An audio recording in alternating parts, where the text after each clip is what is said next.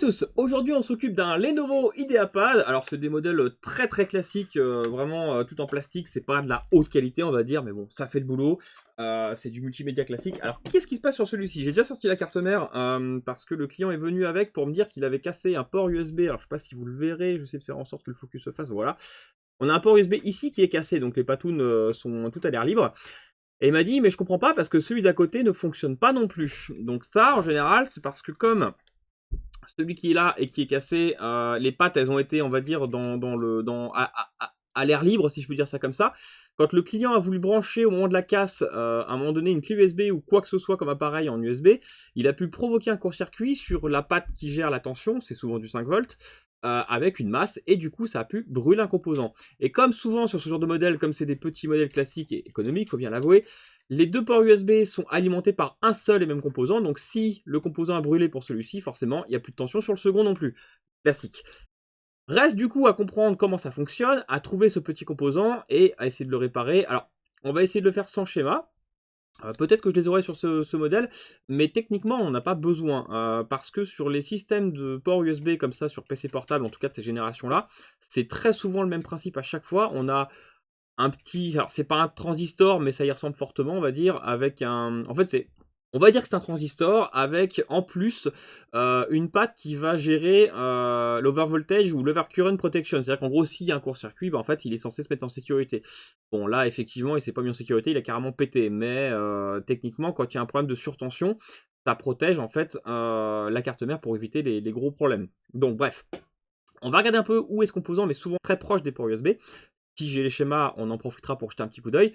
Et on va essayer de trouver un composant correspondant sur une autre carte mère. C'est toujours plus ou moins les mêmes, donc normalement on devrait réussir à trouver. Si vraiment, et ça on va en parler, je ne trouve pas de composant, il est toujours possible de faire fonctionner ces ports USB en supprimant le composant en question. C'est après tout finalement un composant qui gère du 5 volts. Et en fait, on peut simplement faire un shunt, on peut très bien prendre le 5 volts ailleurs, sur la ligne, et l'activer comme ça. Donc on va essayer de regarder ça, je vais me mettre sous microscope, on va ouvrir les schémas si j'en trouve, mais sinon on peut regarder comme ça, et on va voir ce qu'on peut faire. C'est parti. Voilà, on est donc sous la carte mère, donc ici on a le port USB qui est cassé, que je devrais forcément changer après réparation, si je peux dire ça comme ça, de la ligne. Donc lui je l'ai testé, il ne fonctionne pas non plus.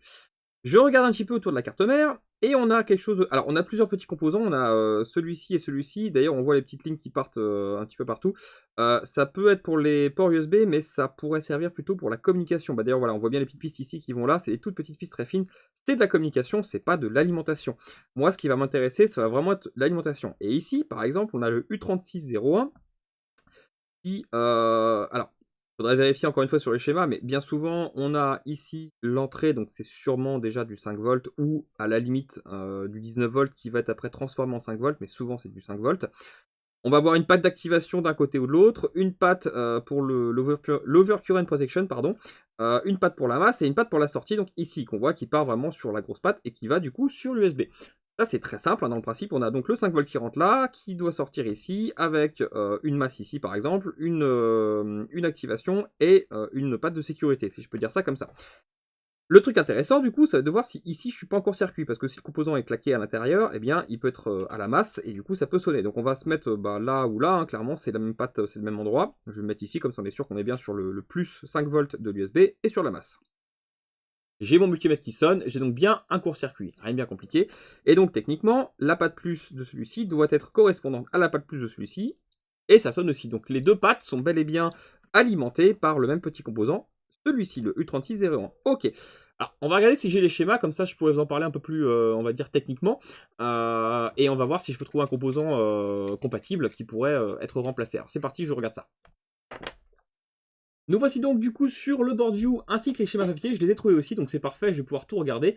Donc on a dit qu'on cherchait le U3601, si je fais pas d'erreur, hop, il me l'a trouvé apparemment très bien. Alors je sais pas si la carte mère c'est exactement la même que celle que j'ai niveau sens de composants ou autre, mais ça devrait me suffire. Voilà, U3601, ok très bien, qu'est-ce qu'on a? On a que bien, alors ici c'est l'entrée, 5 volts state 5, ce qui veut donc dire que techniquement les 5 volts sont là vraiment même quand la machine est éteinte, en tout cas ils sont à l'entrée, donc ici sur la patouille qui est ici. USB Power Enable, donc ça c'est la patte d'activation sur la 4. OC, donc Overcurrent, donc ça c'est pour la protection.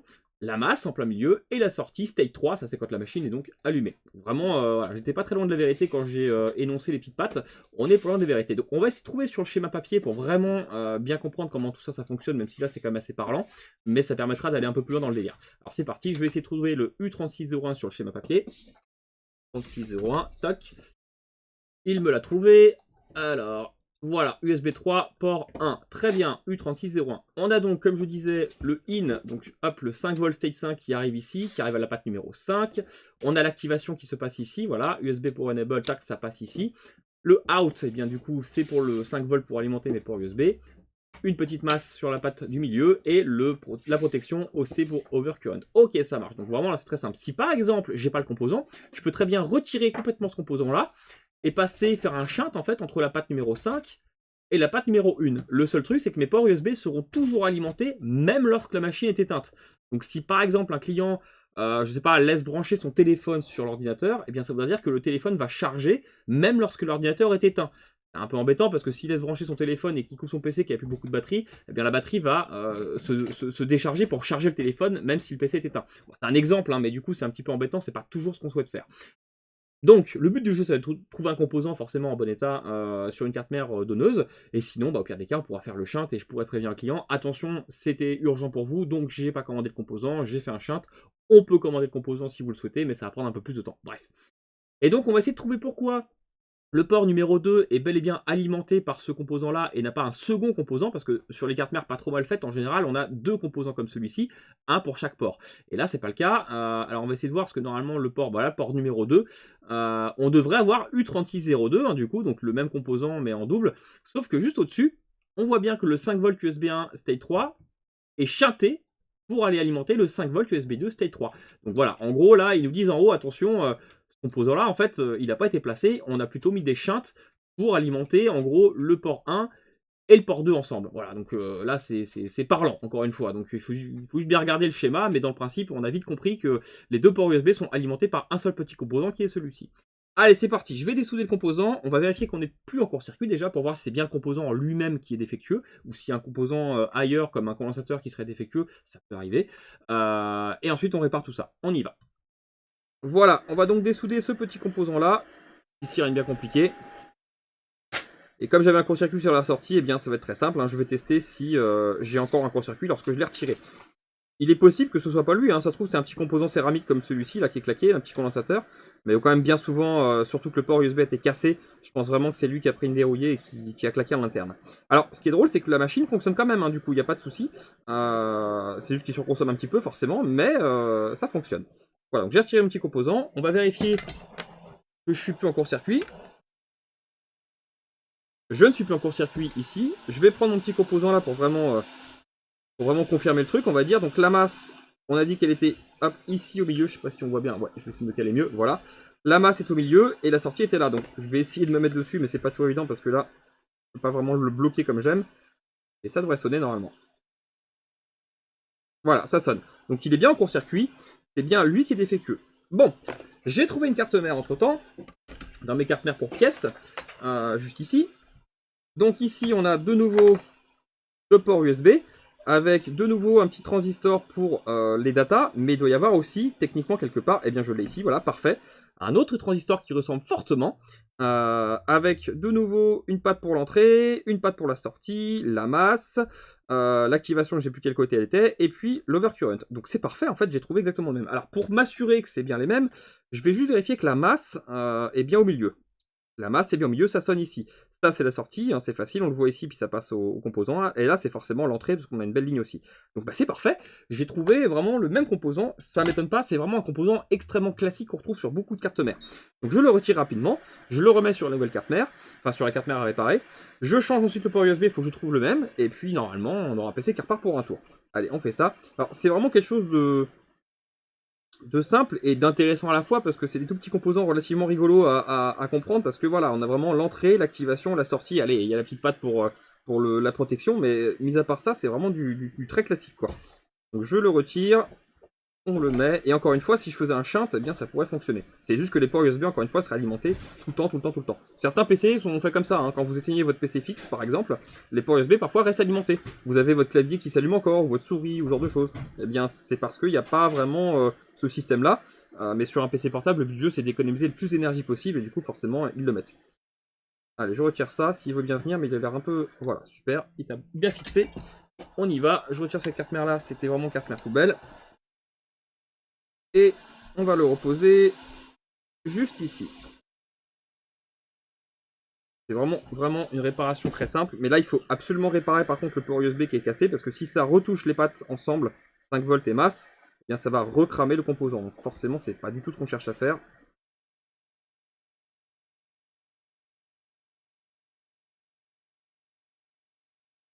Très bien. Je vais préciser un peu la soudure avec un peu de flux et mon fer à souder parce que là, c'est un peu poreux. Voilà. C'est un peu plus joli. Parfait. On est pas mal. On nettoie ça. On change de port USB, ça c'est facile. Et techniquement, on pourra remonter et faire un test. Voilà, je vérifie rapidement quand même que je ne suis pas en court-circuit, mais normalement il n'y a aucune raison parce que j'étais déjà pas tout à l'heure. Ah, ma caméra plantée, je vous le relance, bougez pas. Donc je vérifie que j'ai bien. Donc là c'est la masse au milieu, ça sonne, c'est normal. Ici c'est la sortie, pas de court-circuit. L'entrée, pas de court-circuit logique. Et l'enable et l'overcurrent protection, pas de problème non plus. Ok, donc là tout est bon. Donc je vais m'atteler maintenant à changer le petit port USB qui est juste ici. Faut que je trouve... En fait le plus dur c'est surtout de trouver une pièce qui correspond. Donc je vais essayer de trouver ça. On le change et normalement on pourra remonter et du coup tester. C'est parti, on fait ça.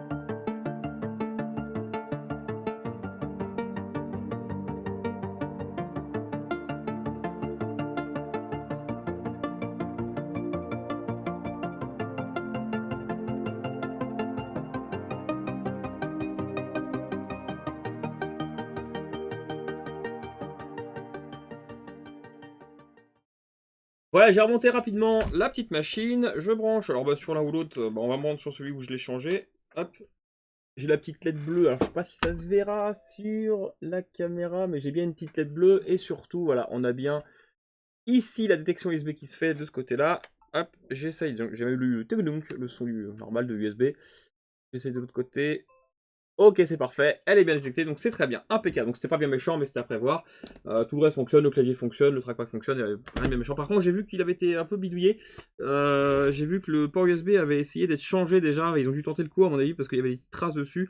Et en plus, ça fait un petit moment que je l'avais ici, celui-ci, mais il y a le PC qui avait déjà été ouvert et démonté par le client. Je pense qu'il a dû essayer de changer son port USB. Alors, est-ce que le court-circuit s'est provoqué avant ou après intervention, parce que comme la batterie était restée branchée, faut se méfier des fois, ça peut peut-être venir de là. Mais bon, en tout cas, c'est reparti, c'est le principal. Et ça, c'est des choses vraiment qu'on voit de temps en temps. Donc voilà, c'est plutôt simple à réparer. Et c'est assez rigolo comme panne en général, parce que tout fonctionne sur l'ordinateur, sauf les ports USB. Allez, à la prochaine!